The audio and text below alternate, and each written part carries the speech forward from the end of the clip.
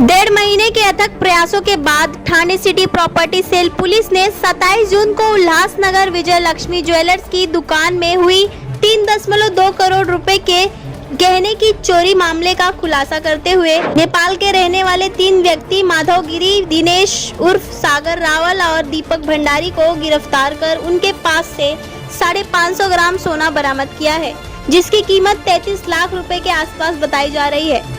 आपको बता दें कि 27 जून को उल्लासनगर के विजय लक्ष्मी आभूषण की दुकान में बदमाश घुसे और 6 किलो सोने के आभूषण लेकर भाग गए, जिसकी कीमत 3.2 करोड़ रुपए है।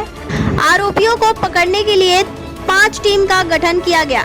सीसीटीवी और तकनीकी जांच और मुखबिर के आधार पर पता चला कि आरोपी उत्तर प्रदेश और नेपाल की सीमा पर कहीं के रहने वाले हैं।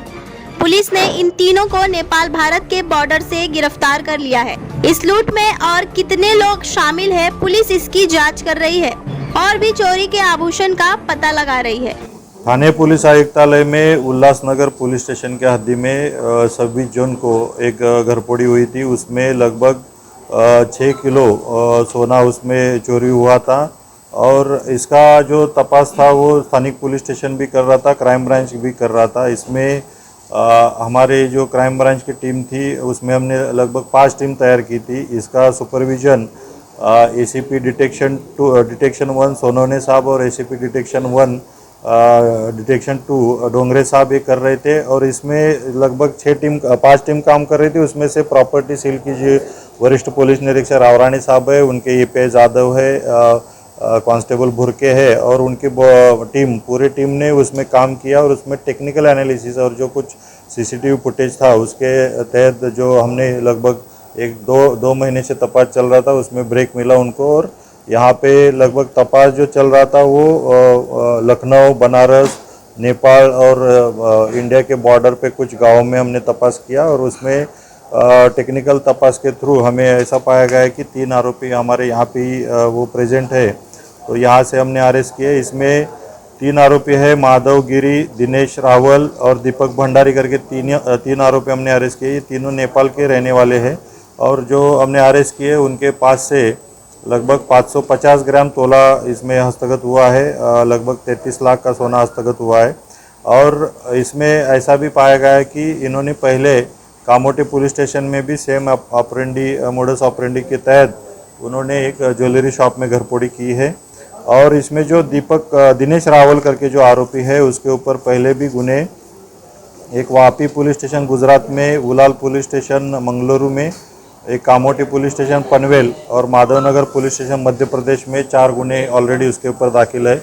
तो इसमें टोटल लगभग 10 आरोपी निष्पन्न हुए हैं, 3 अभी तक अरेस्ट हुए हैं, बाकी 7 लोग हमें अभी और अरेस्ट करने बाकी है। तपास चालू है और बाकी का भी सोना जो है उसमें रिकवर होने वाला है।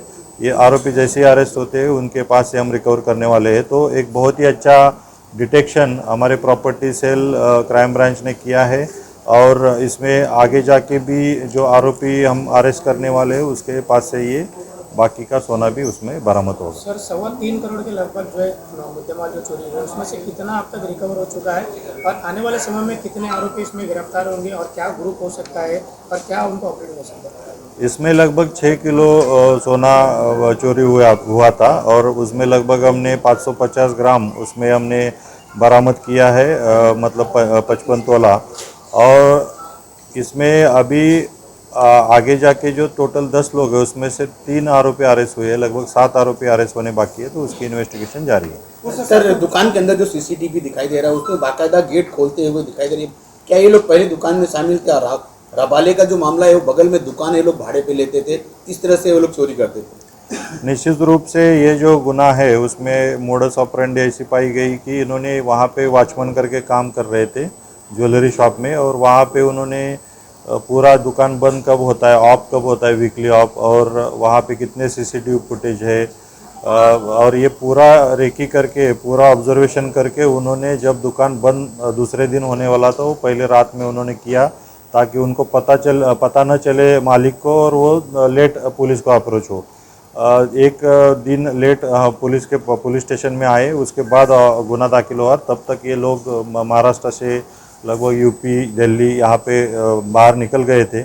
फिर भी डिफ़िकल्ट इन्वेस्टिगेशन था, फिर भी जो प्रॉपर्टी सेल और उनकी टीम ने जो पूरा काम किया है, बहुत ही अच्छी तरीके से इसमें आरोपी अरेस्ट किया और रिकवरी की है। आगे जाके भी उसमें आरोपी अरेस्ट हो जाए। सर ज्वेलर्स की दुकान में बड़े बड़े सिलेंडर लेके गए, गैस कटर लेके गए, काफी वजन होते हैं, वो किस प्रकार लेके गए थे? ये बहुत दिन से उनकी प्लानिंग चल रही थी। जो हमने इन्वेस्टिगेशन किया उसमें से कुछ आरोपी, उन्होंने जो सिलेंडर था वो पहले परचेस किया, फिर उधर वो ऊपर ही रहते थे, वहाँ पे उन्होंने डंप किया और वहाँ पे बाद में उन्होंने वो जब घरपोड़े एक्चुअली जिस दिन हुए वहाँ पे उन्होंने कटर यूज़ करके वहाँ पे कट करके वहाँ से ज्वेलरी का जो शॉप है उसमें थेफ्ट की है। तो बहुत दिनों से प्लानिंग करके इन्होंने ये किया है। सर अनेक राज्यों से लोग जो है काम करने मुंबई और ठाणे और इन राज्यों में आते हैं, बड़ा बनने की जल्दी कोशिश करते हैं, इसी तरह गुनाहों में शामिल हो जाते हैं। उन लोगों को आपके माध्यम से क्या आह्वान देगा? निश्चित रूप से कोई भी आप गुनाह करोगे तो उसमें 100% उसमें पकड़े जाना ही है और आगे जाके उसमें पनिशमेंट होना ही है। तो ये जो बाहर से आते हैं ऐसा नहीं है, कहाँ के भी हो सकते हैं। ये पर्टिकुलर मेंटेलिटी रहती है, कम दिनों में ज़्यादा पैसा मिलना। ये यहाँ के भी लोग हो सकते हैं, बाहर के भी लोग हो सकते हैं। तो सब ने जो कुछ है यहाँ पे जो काम मिलता है वो काम के माध्यम से पैसा मिलना ये इम्पोर्टेंट है, ना कि कोई चोरी करके और कुछ शॉर्टकट करके कोई ये पैसा मिलता है वो मिलना ही नहीं है आपको। तो मेरा सोच ऐसा है कि इसमें प्रॉपरली हम काम करके जो पैसा कमाते हैं वही हमें हमारे इसके लिए काफ़ी है।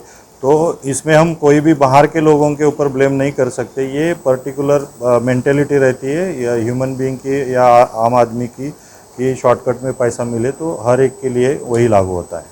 सर नेपाल में जाना, नेपाल से आरोपियों को पकड़ना कितना कठिन होता है? आरआब के अधिकारियों और कर्मचारियों ने कड़ी मेहनत करी और बाकी आरोपी भी नेपाल में, उनको किस तरह से लाया जाएगा?